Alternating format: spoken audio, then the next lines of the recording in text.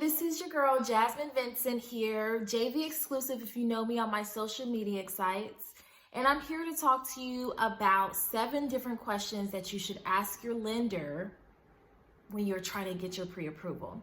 So these are important questions that you want to ask. These are probing questions before you take an application, so you can make sure that you're making the best decision for you and your situation. So let's go ahead and jump straight into it. The first question that everybody wants to know are, what are your rates? So make sure that when your lender is telling you what their estimated rates are, they not only give you the interest rate, but they also give you the annual percentage rate, or APR, because that's important. The APR is going to include some other additional costs that are all going to be calculated into that rate. Even if they just tell you the APR, that's okay, because that's what you're going to be comparing the different lender options to. And then make sure that if they are quoting you the APR, that doesn't include any discount points, because if you are like me, you're trying to pay as little as possible up front. And so the discount points are something that you can pay to basically buy your rate down. If you're not trying to pay an extra thousands of dollars to buy your rate down, don't worry about the discount points. You don't want to be quoted on discount points, because that's not something that you're even going to be paying for anyway. Give me the rate, bare bones, with the least amount of money coming out of my pocket. The second question that I would ask personally is, how much do I realistically really have to save? Like, I want to make sure that I have a budget set in place and that I have a real timeline. Like, if you tell me that, you know what, realistically, you're going to need $10,000, maybe I don't have that right away. Even with all the programs and everything, you never know. Everyone's situation is different on what they can qualify for. So ask them up front, how much should I save in order to get the home that I'm looking for, get the price point that I'm looking for, and let them tell you what the answer is. And now you have a base point, and you have a goal that you know that you need to meet. The next question that you want to ask, what are your origination fees or your lender fees? See, this is really important, because a lender could offer you a lower rate, but they have higher fees up front.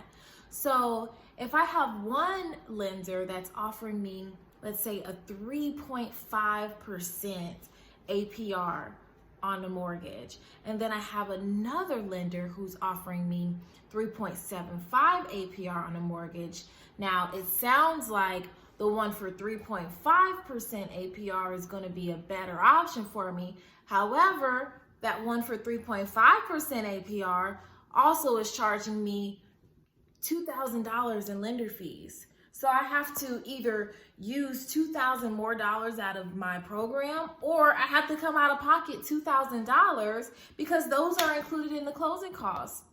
Whereas a 3.75% APR lender, they don't have any origination fees or lender fees. And so the rate, that 0.25% difference in the rate is so insignificant when you really calculate how much your mortgage payment is going to be over a span of 30 years. It really might be like $1 difference. It's so small. So make sure that you're not too caught up in just the APR, but also you want to know what all the fees are up front. The lender fees, the origination fees. There are plenty of lenders out here who are not charging lender and origination fees anymore. So make sure that you compare all of it.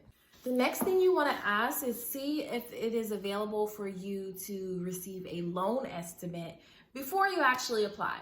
A loan estimate is going to include some third-party costs, as well as the cost of the actual loan. So your origination fees, if there are any like pest fees or, inspection fees or anything like that. It's an estimate, but still it's really good to have in order to compare to other lenders to see if this is the best product out there for you. Now, if you have watched any of my other videos, I'm always talking about down payment assistance programs because I'm a believer and I used it.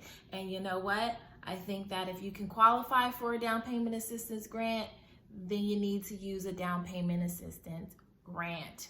Get that money.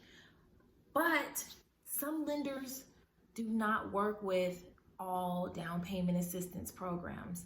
There are lenders who do not work with House Charlotte or who do not work with the North Carolina Home Advantage. There's just different programs out here. You know, not everybody works with everything. And some lenders have their own programs that they offer individually. So if you have already picked out or researched and saw the program that you want to go into, make sure that whomever you're working with, as far as your mortgage lender goes, that they are able to service that type of loan, or that they are able to help you with that program as well. And you can either that or compare what program they have and see maybe that they have a better option for you. But you always want to make it well known and make your lender aware that you're interested in down payment assistance, to see, you know, also kind of see like what they say or what they offer you before you bring it up. The fact that you know about certain programs because you've watched my other videos. Like, say, okay, well, what do I qualify for? If your lender is like, well, you don't have anything available, that's not the one, honey. That's not the one. Go to the next one. You know what would really suck? If you found the house of your dreams and the only thing standing between you and moving in your house is the lender that you chose, because they take 45 to 60 days to fund your loan. Listen, up front, ask them, what's your average time that it takes to fund? Because if I find a house and I know that, I want to move in within the next 30 days, I don't want us to be having to go back and forth about the paperwork or like anything. So just make sure that, you know up front what the average amount of time is for them to be able to fund loans. And, a lot of lenders have cut back on their time frames, which is good, but still we have some that are lagging behind. So make sure that that is one of the questions that you ask. Finally, the last question, or really kind of a statement that I will say, is that if you're just narrowing down the list of lenders that you are considering, don't let each and every lender pull your credit, okay? If, let's say you have 6 different ones that you are considering, then maybe after you ask these other questions, you narrow it down to 2 or 3. Those you can actually have pull your credit, because no one can give you an accurate estimate or the most accurate numbers unless they actually are looking at your credit, because they need to see what you actually do have in regard to your FICO score. Because Credit Karma is not 100% accurate. Your credit card is not 100% accurate unless you're getting it from Experian, TransUnion, or Equifax. Then it's not going to be 100% accurate. So they do have to pull your credit. And then also they want to look at like some other factors as well, your history. So I wouldn't let each and every one of them pull my credit, but I would let 2 or 3, so that way I can have a realistic expectation and comparison between them. Now, if you are going to have multiple lenders pull your credit, make sure you do it in a small time frame. If you talk to one lender one day, talk to another one the next day and get your credit pulled like all within, let's say, a week tops. So that way it's not going to have as much of an effect on your credit as it were if you were pulling your credit every 2 weeks. Thank you all for tuning in to JV Exclusive 7 at 7. I hope this was informative to you and that you learned something. Of course, if you have any questions, you can always inbox me or message me, call me, text me, email me, whatever the case may be. Just make sure that you reach out.